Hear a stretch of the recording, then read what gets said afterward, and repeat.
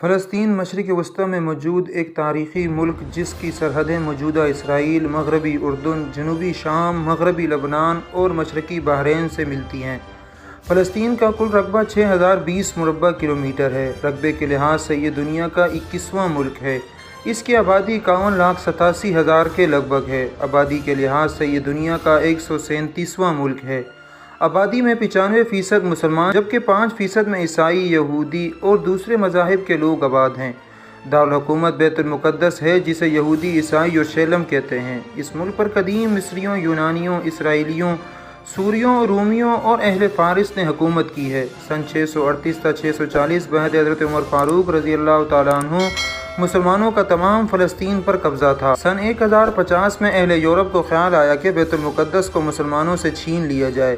اگلے سال میں انہوں نے پہلی صلیبی جنگ کا اعلان کیا۔ سن 1291 میں صلیبی جنگوں کا سلسلہ ختم ہوا۔ سن 1516 میں اسے عثمانی ترکوں نے فتح کیا، جو کہ جنگ عظیم اول تک اس ملک میں قابض رہے۔ جنگ عظیم کے دوران انگریزوں نے یہاں فوجیوں کو مبعوث کیا۔ انگریزوں کے زمانے سے یہاں یہودیوں کے آنے کا سلسلہ شروع ہوا۔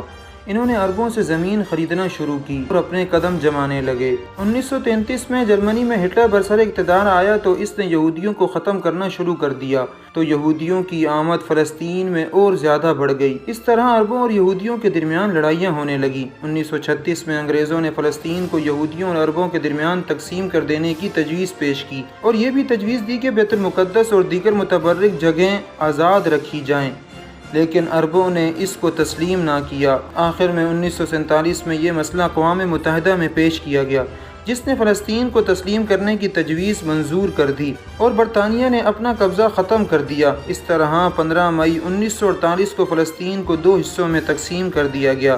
عرب ممالک نے اس تقسیم کو قبول نہ کیا اور یوں اسرائیل اور عربوں کے درمیان جنگ شروع ہو گئی اور اسرائیل نے عربوں کو شکست دے دی، اور پھر یکے بعد 3 جنگیں عرب اور اسرائیل کے درمیان ہوئیں، اور پھر جنگ کے بعد اسرائیلیوں نے عرب ممالک کے کسی نہ کسی حصے پر قبضہ کر لیا، اور پھر اس طرح فلسطین سمٹ کر چھوٹا ہوتا گیا اور اسرائیل بڑھتا گیا۔ آج بھی اسرائیل میں ایک قانون ہے، کوئی شخص کسی بھی ملک کا رہنے والا ہو اور وہ اپنے آپ کو یہودی ثابت کر دے تو اس کو اسرائیل آنے کے لیے فری ویزا، ٹکٹ اور نیشنلٹی دی جائے گی۔ 1993 کے سال پہلی مرتبہ اسرائیل اور فلسطین کے درمیان معاہدہ ہوا، جسے کونسلو معاہدہ کے نام سے جانا جاتا ہے، جس میں 78% اسرائیل کا قبضہ تسلیم کیا گیا۔ اس کے بعد 2014 تک تقریباً 3 لاکھ سے زائد یہودی آباد کاروں کو مقبوضہ علاقوں میں بسایا گیا۔ تقریباً 15,000 سے زائد فلسطینی عمارتوں کو گرا دیا گیا۔ 10,000 سے زائد فلسطینی شہید کر دیے گئے۔ 70 لاکھ سے زائد فلسطینی ملک چھوڑ کر دوسرے ممالک پناہ لینے پر مجبور ہو گئے۔ 1993 میں اگرچہ دونوں ممالک نے ایک دوسرے کو تسلیم کر دیا، لیکن بیت المقدس پر اب تک کوئی فیصلہ نہ ہو پایا۔ دونوں ممالک اس شہر کو یعنی یروشلم کو اپنا دارالحکومت مانتے رہے، جبکہ اس شہر میں تقریباً 70% لوگ مسلمان ہیں، مگر امریکی سپورٹ اور اسرائیلیوں کی ہردرمی کی وجہ سے وہ اس پر قابض ہوتے رہے۔ 2010 سے پہلے دنیا کے بہت سارے ممالک فلسطین کو سپورٹ کرتے رہے، جبکہ یورپ کے بہت سارے ممالک اسرائیل کو، مگر 2010 کے بعد بہت سے ممالک جو اسرائیل کو سپورٹ کرتے تھے وہ فلسطین کو سپورٹ کرنے لگے۔ 2014 میں فرانس کے وزیر خارجہ نے کہا ہمیں کسی بھی صورت میں فلسطین کو سپورٹ کرنا چاہیے۔ 2015 میں گریس نے بھی یہ اعلان کیا کہ وہ اب فلسطین کو سپورٹ کرتا ہے، اور حرفی نے بھی کہا کہ جلد از جلد فلسطین کو اس کا حق دیا جائے۔ اس طرح دنیا کے اکثر ممالک اب فلسطین کے حق میں ہیں۔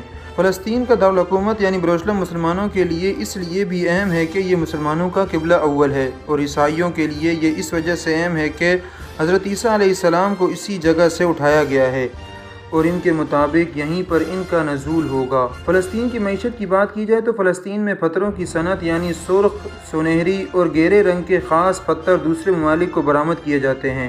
زیتون فلسطین کی اہم پیداوار ہے۔ زمین کے تقریباً 45% حصے میں زیتون بویا جاتا ہے۔ فلسطین میں قیمتی جنگلی پھولوں اور جنگلی جانوروں اور پرندوں کی بہت سی اقسام پائی جاتی ہے۔ فلسطین میں کرنسی کی بات کی جائے تو فلسطین میں 3 ممالک کی کرنسی استعمال ہوتی ہے، اسرائیلی نبوشکل، جورڈین دینار اور پاؤنڈ، اور پہاڑی ہرن فلسطین کا قومی جانور ہے۔